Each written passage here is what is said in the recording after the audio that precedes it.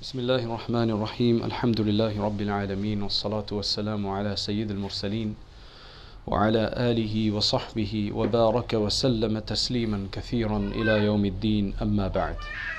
We were discussing the 7 stages of the soul, 7 levels of the soul, stages of the soul as it goes through. This is like a hierarchy. It goes from number 1 to 2 to 3 generally. Some people can start off at number 2. Maybe some people even start off higher. Wallahu alam. It's a gift of Allah subhanahu wa ta'ala. But they're definitely progressively better as you go up. That's basically the idea. That they're progressively better. Most of the time when we hear about the stages of the soul, we hear about 3. Which is Ammara, Lawama and Mutma'inna. In the surah that we recited today, Wal Fajri wa Layalin Ashr, the number of them actually mentioned there, though they're not always highlighted in that sense. So the first one is An-Nafsul Ammara to Bisu, because it is the one that incites to evil. And that's well known, that it's the nafs. When actually we hear a voice inside us telling us to do something wrong, that's An-Nafsul Ammara Bisu. It's mentioned in the Quran. Yusuf alayhi salam refers to it, and that's quite simple. I'm not going to go back into the full discussion of it. However, if a person really tries to overcome it and tries to do good deeds and try to have good thoughts and study well and tries to oppose the self, then this same faculty will stop telling us to do bad things. It will decrease. It will tell us less to do bad things because we don't listen to it. If somebody keeps knocking on your door and you let them in each time, they're going to feel like coming each time because they've got no, especially if it's an unashamed person. Right, then no mind. I mean, some people think, I don't want to go too much. I might feel like I'm overstepping my, or I'm overstaying my welcome. Right, most people will think that way, that let's not go too many times, otherwise they're going to get bored of us. But this nafs is pathetic. It just keeps doing the same thing, right, like a stubborn child. But if we oppose it, then it's willing to take a step back. And if it does, then sometimes it becomes a good one. Right? So the second stage is when it becomes a better one. So anyway, it goes through these several stages like that. And so the first one is called An-Nafsul Ammara, Ammara to Bisu, which is the evil inciting self. Then after that, if it starts making us feel guilty when we do wrong things, then it's called the Lawama. Lawm in Arabic means to blame. So it makes you feel bad, I shouldn't have done that. Why do we do it then if the nafs is going to tell us not to do it? Is because we're habituated to it something. So now the nafs will tell us, make us feel guilty. So that's a good sign. Most of us, a lot of us fluctuate between these two states. The nafs is ammara bisu or lawama. Generally that's the case. That's what we experience anyway. Right? However, if a person continues to make an effort against it and doesn't want to do bad, they basically take some steroids. The way to strengthen yourself is to take steroids, and that is by doing i'tikaf in last 10 days of Ramadan. That's the steroids. And if you want more, then you go for Hajj. Seriously. Those two are some heavy steroids you can take that really strengthen you. Right? But of course, you can't go for Hajj every day, right? It's for a certain period of the year. And then after you come back and you have about 9 months until Ramadan. Right, so you have to basically, whatever you get from Hajj, you have to try to make it last until Hajj and do things in between. Right? You could do other things in between. So anyway, when a person continues to make effort against it and then it becomes illuminated and it begins to understand what it should do and what it shouldn't do, then it becomes known as the mulhama. Mulhama means the inspired soul. The inspired soul. It hasn't become tranquil yet. It hasn't become rested yet. It's now understood, okay, I should be doing this and I shouldn't be doing this. Becomes much more clearer. That's the number 3. Then a person makes more effort and then it becomes definitely more inclined towards the good side, and most of the time it's good, and that is what it starts to take on good characteristics. It generally has better feelings, less bad feelings, good characteristics inside of love for people, compassion, etc., etc. So then it becomes, now it's known as mutma'inna, the tranquil soul, the rested soul, the mutma'inna. So that is now the 4th one. That is now the 4th stage of it. It's not, I mean, there's no new soul. It's just, It's just the transformation. So now it's the fourth one. Again, I'm not going to go into the depth because the last lesson was all about that in depth. And then it says that then after that a person continues to make an effort and do good deeds and so on, and Allah subhanahu wa ta'ala then showers them with some special blessings. There's a special focus on them, special attention is paid to them by Allah subhanahu wa ta'ala, and this nafs becomes a lot more controlled and a lot more satisfied with the good. It becomes a lot more satisfied with the good, and thus it's called a radiyah. Again, the surah refers to that, radiyatan mardiyah. So it becomes called the radiyah, which is the fifth stage, which is better than the mutma'innah stage. And then it continues. Now these are some very refining, the next stages are very refined, which are very difficult to even explain without experience, obviously. But it basically says then that when a human being then just really wants to depart this world, at least in his attention, doesn't want to have it to do anything with this world, uses the world. It's not that they're going to go and sit in a cave. They're going to use the world, but their love for the world totally comes out. And now they're only satisfied with anything to do with Allah. There's no satisfaction with anything else. They're not satisfied with the dunya anymore. And a number of other things, and they're now constantly trying to do dhikr of Allah. Even when they're at work, they're constantly thinking about Allah subhanahu wa ta'ala. What a beautiful state. That is the state where the nafs goes into the next stage, which is called the mardiyah stage, which is stage number 6. So that's kind of where we got to last week, if I remember correctly. Last time we got to there. So Allah says, Ya ayyatuha an-nafsul mutma'innah, O tranquil soul, irji'i ila rabbik, return to your Lord, radiyatan mardiyatan, both pleased and, so one is to be pleased yourself, the other one is to be made pleased by Allah subhanahu wa ta'ala. فَدْخُلِي فِي عِبَادِي وَدْخُلِي جَنَّتِي, enter into my servants, among my servants, and enter into my paradise. So number 6 was called mardiyah.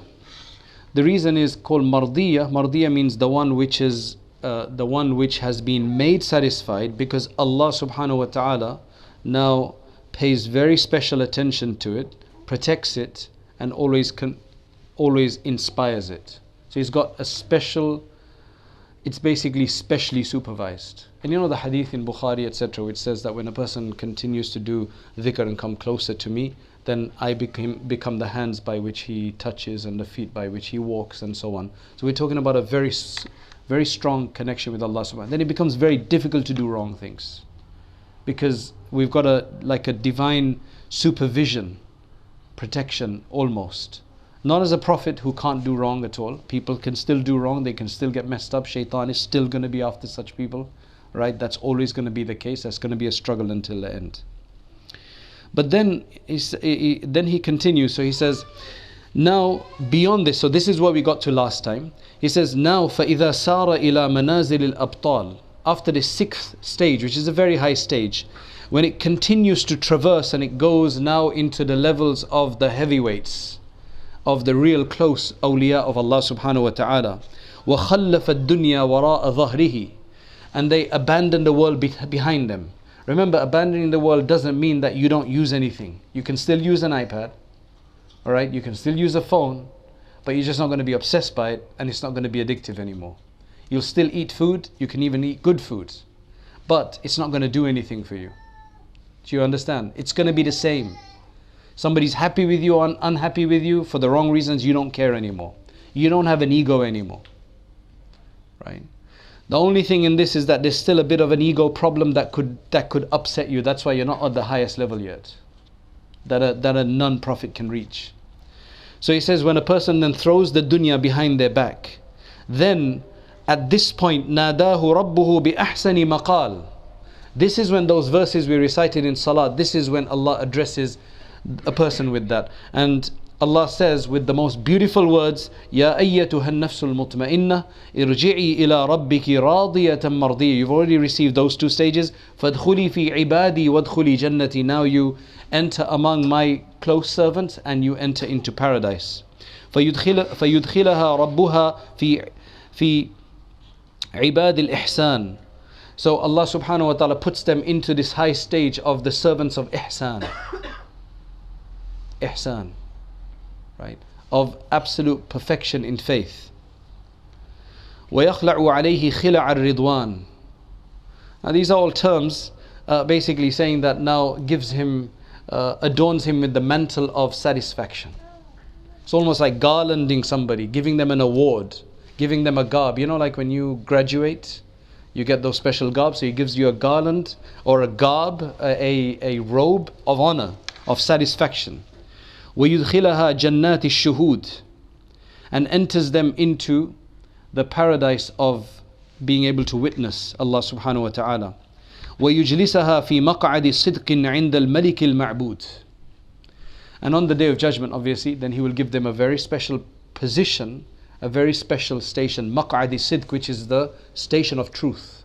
Because then a person has been shown, has demonstrated himself true to Allah. He's become of the Siddiqeen. So then they're given a place, مَقْعَدِ صِدْقٍ عِنْدَ مَلِيكٍ مُقْتَدِرٍ, as Allah subhanahu wa ta'ala says in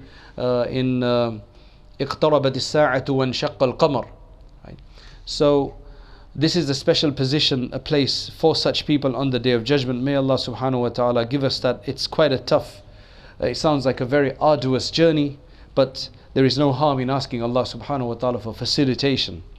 He may accept our dua, inshaAllah. وفي هذا المقام قد تمت المجاهدة والمكابدة. He says at this position now, all your striving and your efforts against your soul has finally come to a head, finally been accomplished. Like they've all paid off now. All of this effort of shunning the wrong, struggling through those dark days and nights, all of those desires and attractions and temptations, going against them, not falling to them. This is now a point where you can say, I've got somewhere.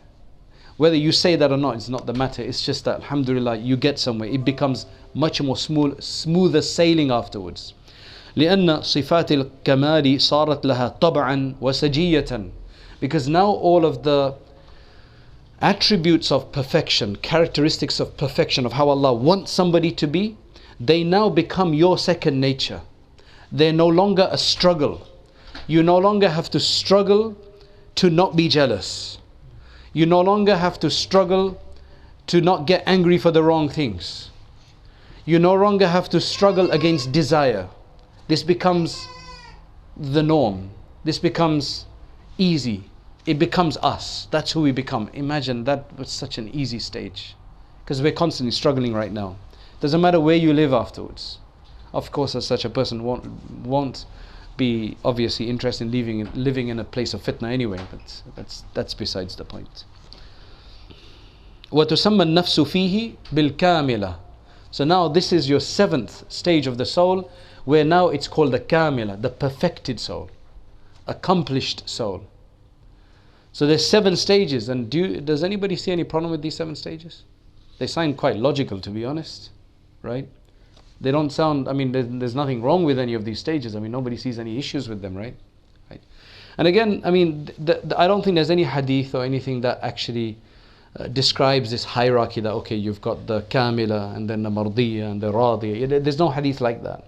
These are just stages of experience that people have, the awliya have experienced. They've found this through experience, and they've just given it a term from the Quran and Sunnah. So most of these terms are from the Quran and Sunnah, because mulhama is from the hadith, ammara bisu is from the Quran, right? What else? Radiyat and mardiya is in the Quran, mutma'inna is in the Quran, Kaamilah, is that in the Quran or is it in a hadith? I can't think of it from the Quran, but it must be in a hadith then. So these are just taking all of the different stages and just giving them a bit of a hierarchy to understand. Somebody may experience something different to that. They may make the terminology different. It's fine, that's not a problem. What you can't deny is of these stages, whether you call them whatever you call them, because these are experiential stages that can be experienced by people. وَهِيَ أَعْظَمُ النُّفُوسِ قَدْرًا. When you get to this Kaamilah level, then this is the highest level of the soul that the human soul can get to of a non-prophet. Because remember, prophets have a special fast pass, right? They are at the top anyway. They have to be, because Allah chose them for his mission. He can't have weak prophets. He can't have sinful prophets. It just doesn't make any sense. That would essentially be saying that God doesn't know how to choose, or he doesn't have anybody to choose from, so he chooses a weak person. That's why prophets have to be the best of their time, right? وَأَكْمَلُهَا فَخْرًا. And of course, this is the most complete in terms of its status. وَمَعَ ذَلِكَ لَا يَنْقَطِعُ تَرَقِّيهَا أَبَدًا. However, the ascension, the elevation, the progress and advancement still does not stop. Allah is infinite, so you can never stop, right? So while you've reached this stage, it's a milestone, it's a very good milestone, right? But you still continue to rise. So the few people who are at that level, there will be obviously differences between those people, because some will be still higher than others. Because as long as you live in this world, you can still continue to ascend. And the thing in general, there's a rule of the world, right, which is very important for us to focus on. There's a rule of the world. Whether you call this a psychological rule, a biological rule, or whatever you want to call it, because it actually spans a number of human functions, right, which is that this world never stays stagnant. This world, there is nothing in this world that stays stagnant. Right? If you look at food, if you look at anything which is natural, I'm not talking about plastics, all right? We're having a big trouble with plastics right now. You don't want to be plastic, right? You want to be natural. You look at anything with nature, whether that be fruits or trees or anything else, there's a constant movement in there. It's built up of bacteria and things like that. There's internal, water, even water, if you leave it stagnant, it becomes dirty. Right? Water needs to move for it to stay fresh. That's the nature of this world. So basically the law that people have come up with, which is the law of life, is that if you don't make an attempt to progress, you will never stay the same. You will always regress, because you can't stay the same. You are different to how you were 5 years ago. Right? Can you not tell any difference between where you were 10 years ago and where you are now? Hopefully we're in a better place. The mind is constantly changing. The brain is constantly changing. Because the way the neurons are linked to each other and the billions of connections that are being made, the hard wiring inside, right? They change based on our experiences. We are a different person to who we were 10 years ago. So if we're not a better person, then maybe we're a worse person. Because there's no other way about it. That's why what I'm trying to say from this is that we constantly need to be wanting to be better. And we can't be better unless we've got a concern to be better. So even at this stage, when you can't relax. Though it becomes easier, at this stage, you still can ascend. Because there's never stagnation. The only time you will be in a passive state of absolute bliss is in paradise, if you can call it that. Where you've got all the time in the world. Because you are out of the world. You've got all the time where Allah will allow it to remain forever, and you can just enjoy. You can literally enjoy one thing for hundreds of years and then move on to the next, because time doesn't matter there anymore. Time will always haunt us in this world. Even if you go to the best holiday or you go for Hajj, right? Eventually it has to come to an end. You have to come back home. Right? And that's the world. We have to go back to the akhirah. So, مَعَ ذَلِكَ لَا يَنْقَطِعُ تَرَقِّيهَا أَبَدًا. Never will they stop to advance. لِأَنَّ الْكَامِلْ يَقْبَلُ الْكَمَالِ. Because the accomplished one can still accept more accomplishment. Right? فَلَمْ تَزَلْ تَتَرَقَّى حَتَّى تَشْهَدَ الْحَقَّ تَعَالَى قَبْلَ الْأَكْوَانِ. And eventually this person, as he continues to ascend, he will always then be somebody who will see Allah before he sees anything else. So when he does anything, he sees Allah behind it before he actually sees the object. Right now we force ourselves to think about Allah.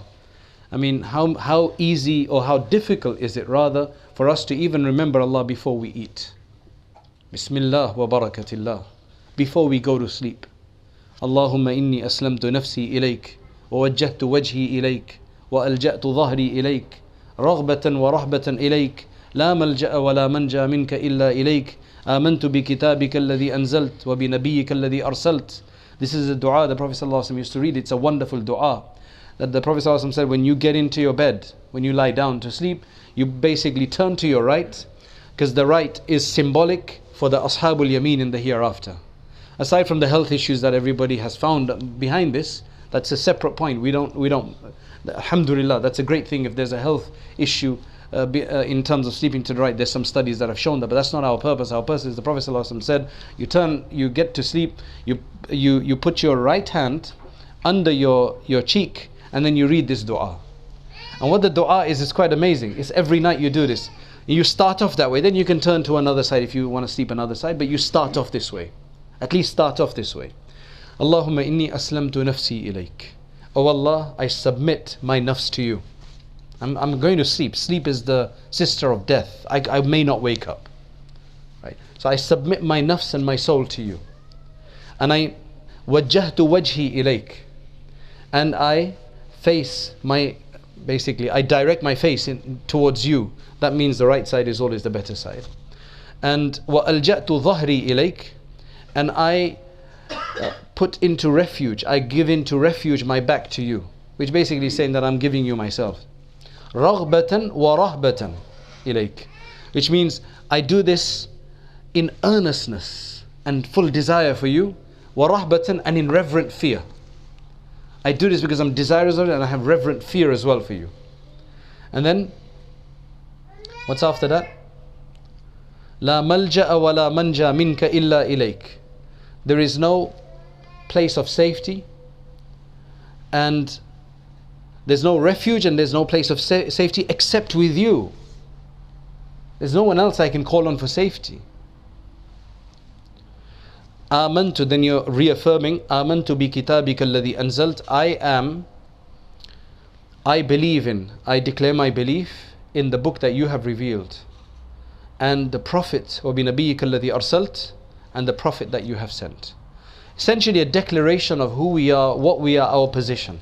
If we can do that every night, then there's a great barakah in that. If we're to pass away that night, we've passed away with faith, for sure.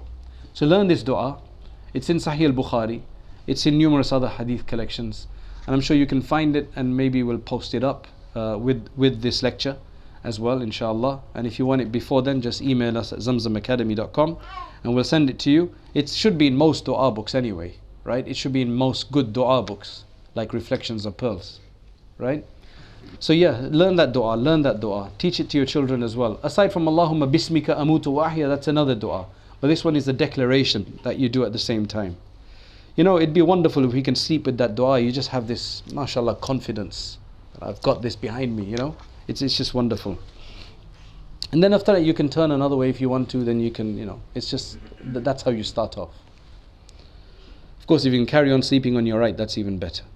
وَمُشَاهَدَتُهُ تَعَالَى قَبْلَ كُلِّ شَيْءٍ هُوَ الْمُسَمَّى عِنْدَهُمْ بِالْمُعَايَنَةِ. Now this is just clarifying certain terms that are used in the spiritual line. So you know this stage where this person gets Nafs Kaamilah, and then after that they're able to witness Allah before anything else, right? So, you know, whatever they do, they're thinking of Allah first, that Allah is behind this. You eat some food, oh Allah, this is who Allah created this food for us, right? He's given us tawfiq, He's given us understanding to make this the way it is, and so on and so forth. So that stage is called mu'ayana. Mu'ayana comes from seeing. So you don't see Allah. Like you don't see Allah physically, but you see Him everywhere in the sense of His blessings, His workings, His beauty, His power, basically His names. Those names, 99 names, they become a reality for us. We actually see Him opening things. We see Him giving success. We see Him demoting people. We see Him, His mercy.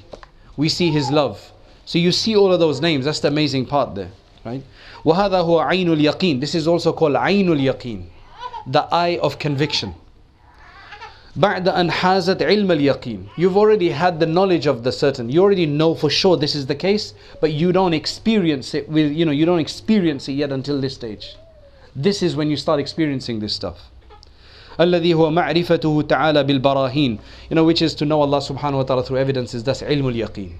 But now you actually start winning. Nobody's going to shake your faith after this. Nobody's going to shake your faith after this. Then after that, ثُمَّ حَقُّ الْيَقِينِ, which is the reality of the conviction, which is to witness Allah subhanahu wa ta'ala basically in everything, but without you thinking that Allah is inside that thing. That's a crazy idea. That's when it goes wrong. You've heard of some people in the past, some crazy people who started saying that I am Allah, because they get so enthralled by Allah subhanahu wa ta'ala, seeing Him everywhere, that they actually start thinking that I'm not even existent, it's just Allah, that I'm Allah walking on 2 feet. 2 feet. That's just you can say a slip up of this problem, of this path. That's just where things have gone wrong, right? And that's not something which we see. That's why he says that where it's biduni hululin wala ittihadin. You don't reach any aqidah where you start thinking that Allah is inside something, because Allah doesn't inhere in anything. He is transcendent of everything. He doesn't unify with anything. Yes, He controls everything. He's behind everything. Wala ittisalin wala infisalin. None of this physical anthropomorphist ideology at all. It's just a pure ideology. كالمرآة ترى فيها وجهك من غير حلول الوجه فيها ولا اتحاد. Look at a mirror. When you see your face in the mirror, your face and that mirror have not become one. They've not become, there's no union between them. It's just you're seeing a reflection in it. So you basically start seeing Allah everywhere in terms of His power and everything. وهذا مشهد ذوقي. This is an experiential idea that he's talking about, not something physical. You're going to start seeing Allah, because that's a blasphemy. You can't see Allah. لا تدركوا الأبصار, as Allah says in the Quran. And it's only the serious people who can get this. Now there's going to be people who may listen to this and say, where is all of this stuff from? Well, I've already mentioned, this is something really high that you have to experience to be able to get it. Now, how can anybody deny this without having experienced this? It's like this kid saying, no man, I can't believe you can get so much pleasure in sexual intercourse. They've never experienced it. How are they going to know? The day they experience it, they wish they did it a long time ago. Right? I'm not trying to be vulgar here, but I'm just saying that that's basically, how can you deny something you don't experience? That you can't experience yet, that you're not there yet for? That's premature. That's premature. Now, the thing here is that don't think that this person is going to relax now and he doesn't have to do worship, because shaitan will come to people and say, you don't need to worship anymore, you've reached that high stage. As somebody came to Abdul Qadir Jilani rahimahullah, the shaitan came to him and tried to mislead him. He says, وَصَاحِبُ هَذَا الْمَقَامِ لَا يَفْتُرْ عَنِ الْعِبَادَةِ لِأَنَّهَا صَارَتْ تَبْعُهُ. This person of this stage is not going to now weaken at all in his worship, because that's become his nature to worship. There's no way you can take this person away from worship and say, hey, you've done enough. We see this in the Prophet ﷺ, right? Where he would stand with his until his legs became worn. Why? And he enjoying it, and people, Aisha is telling him, you've got, Allah's already forgiven everything of yours. It's nature now. This is what they do. For some people, eating becomes nature. They just love to keep eating. Right? So here, this is talking about worship.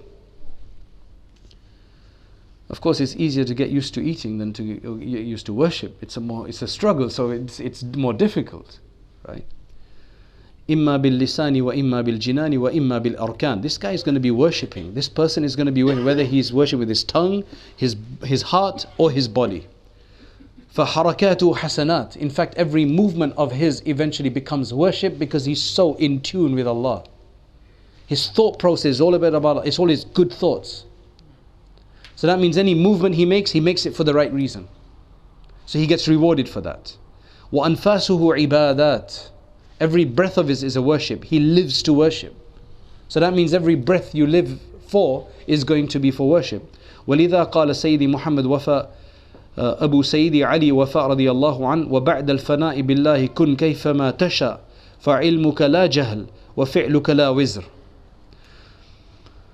He says, after you've reached this stage of annihilation with Allah subhanahu wa ta'ala, then you can be as you wish, because your knowledge is always going to be knowledge. There's going to be no ignorance, and you're always going to be doing something good, and there's never going to be any sin, because everything you do is going to be good, because that's your focus.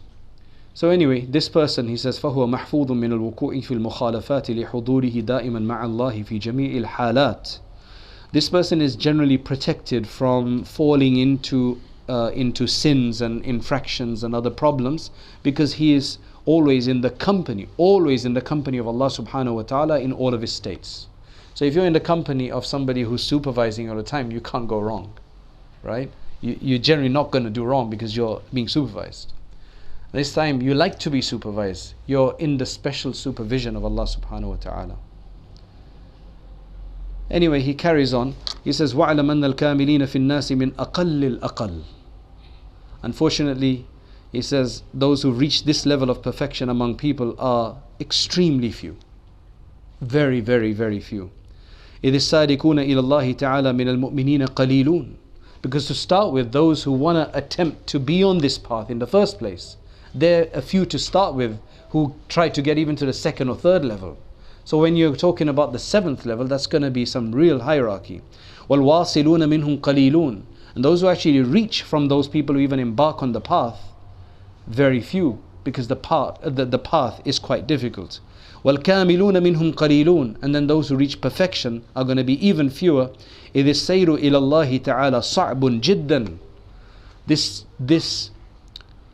This path to Allah is extremely difficult. لا يقدر عليه إلا ذو همة عالية وصدق كامل. The only person who has the ability to traverse this and accomplish these ways, these paths, these stages, is the one who's got a very high aspiration, really driven person, and a person with a lot of truthfulness inside him to want the truth. إذ ترك المألوفات من الطعام والمنام وجمع المال وحب الجاه وسائر الشهوات لا يقدر عليه إلا القليل من الأبطال. Why? Because to get there, you have to do the following things, which means abandonment of all that you are familiar with of food, your favorite foods, right? Your sleep, gathering wealth, love of position, and all the other desires that generally bowl us over. Very few people accept the real abtal, the real pehlwans, right? The real masters. Accept them, right?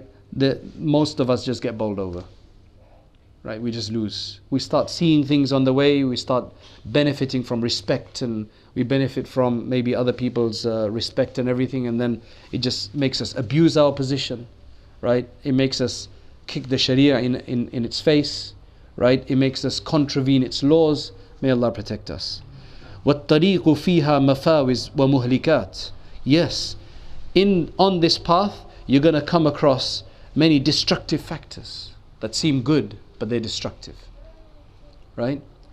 And there's a lot of pitfalls. فَالنَّاجِي فِيهَا قَلِيلٌ. It's almost like demoting, right? It's almost like, like don't do it.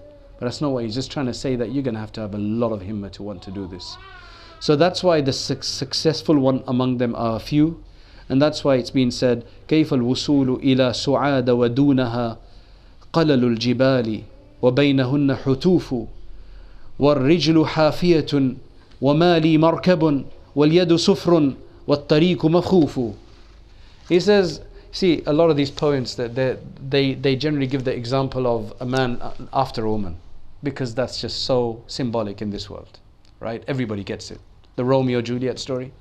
So generally the two names that they use, right, if you want to call your daughters with that, is Su'ad is one. That's a famous one. And the other one is Layla. And another one is Su'da.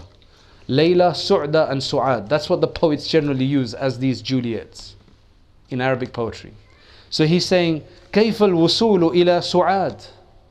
How can you reach Su'ad? How can you get to Su'ad, your beloved? Whereas between you and her, there are these huge mountains, and there's death that's lurking around in every ravine and around every corner within those mountains. And you don't even have shoes. وَالرِّجْلُ حَافِيَةٌ. You are barefoot. You don't even have footwear. And I don't even have a means of conveyance. I don't even have transport. وَالْيَدُ سُفْرٌ. I don't even have money. My hands are empty. My palms are empty. وَالطَّرِيقُ مَخُوفُ. And of course the path is very dangerous. So he's trying to say that if somebody really is in love, they're going to get across this. And that's your love is Allah subhanahu wa ta'ala. In fact, when Imam Ghazali was sought after he decided to abandon everything, and he said the same thing. He says the same thing. He says that I kept thinking I'm going to nearly get there, but it was tough, it was difficult. And he kept reading this poem, which is that if you want to get to your beloved, then you have to really, and we've got stories. If people can do that for people they love, then why can't you do that for Allah subhanahu wa ta'ala, for which you're going to get benefit in the hereafter? I know this is all high and mighty stuff. This sounds so far off from our reality, our difficulty, our challenges. But at least it's nice to know what there are these stages.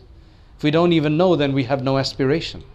Once we know there are these high stages of closeness to Allah and then eventual satisfaction in paradise, then inshallah at least we can get further than we would have. So we ask Allah for tawfiq, we ask Allah to bless the author for providing us this knowledge, and we ask Allah to allow us to follow in the footsteps of the great people, of the few people who did go that far. And oh Allah, make us better next year than where we are this year. That's the main thing. Allahumma anta as-salam wa minka as-salam, tabarakta ya dhal jalali wal ikram. Allahumma ya hayyu ya qayyum bi rahmatika nastaghith. Allahumma ya hannanu ya mannan, la ilaha illa anta subhanaka inna kunna min al-zalimin. اللهم صل وسلم على سيدنا محمد وعلى آل سيدنا محمد وبارك وسلم. اللهم اغفر لنا، اللهم اغفر لنا وارحمنا وعافنا واهدنا وارزقنا. اللهم اغفر لأمة سيدنا محمد صلى الله عليه وسلم. Oh Allah, we ask you for your attention. We ask you for your mercy. We ask you for your supervision. Oh Allah, we ask you for your blessing. Above all, we ask you for your forgiveness. Oh Allah, purify us and cleanse us. Oh Allah, purify our hearts. Oh Allah, make our hearts the way you want them to be. Oh Allah, we ask that we have so many other things filling our heart, occupying us, taking our time, distracting us. Oh Allah, we ask that you grant us your love and the love of those who love you. Oh Allah, and that you turn us towards you. Oh Allah, that you write us to be of those who will be close to your Messenger sallallahu alaihi wasallam in the hereafter. Oh Allah, purify our nafs. Oh Allah, purify our nafs. Oh Allah, allow it to ascend to the higher levels of the nafs, the praiseworthy levels. Oh Allah, grant us a nafs al-mutma'inna, a nafs al-radiya, a nafs al-mardiyya, a nafs al-Kaamilah. Oh Allah, these are great things to ask you. Oh Allah, we feel even embarrassed to ask you with the amount of deeds that we have and the amount of misdeeds we have to our name. But oh Allah, we know that you love to be asked, and we know that you love to be give. And oh Allah, we know that you're the best of those who can be asked, and we know that you're the best of those who will give and who give. So Allah, that's why we are asking you. Oh Allah, grant us shifa Kaamilah, both from our spiritual and our physical ailments. Oh Allah, remove the hurdles in our path. Oh Allah, remove the fitna and the temptations that we have to face day in and day out, whether that be at our workplace, whether that be in our own homes, whether that be outside, whether that be with family members, whether that be with our own spouse and children. Oh Allah, we ask to unify us in goodness. Oh Allah, we ask that you make us all guides of guided people. Oh Allah, you make us all the keys for goodness, and you protect us from being the keys for evil. Oh Allah, make us the means of good in this world. Oh Allah, accept us for some service of your deen, whatever that may be. Oh Allah, bless our Muslim brothers and sisters around the world and bring back humanity to humans. Oh Allah, we ask that you remove the difficulties that many of our brothers and sisters are feeling around the world, especially in Syria and other places. Oh Allah, remove their problem. Oh Allah, grant them security, safety and well-being. Oh Allah, grant us all safety, security and well-being. Oh Allah, elevate your kalima la ilaha illallah. Oh Allah, elevate your kalima la ilaha illallah. Oh Allah, those who are having trouble and confusion with regards to the faith and about you, oh Allah, we ask that you give us the tools to deal with these things. You inspire us, you protect us from these kind of difficulties and confusions. Oh Allah, we ask that you allow us to rise to the challenge of today, and you make us of those who contribute to society. who are not just consumers and who just die after having consumed this world. O Allah, allow us to contribute in a positive way. O Allah, accept our brothers and sisters, those who are here, those who are listening elsewhere, and all the world. O Allah, we ask that you make us all close to you. O Allah, grant us the kalima la ilaha illallah on our deathbed. And O Allah, grant us Jannatul Firdaus. And we finally ask that you send your abundant blessings to our Messenger Muhammad sallallahu alayhi wasallam, and that you grant us his company in the hereafter. Subhana rabbika rabbil izzati amma yasifun. Wa salamun ala al-mursaleen. Walhamdulillahi rabbil alamin.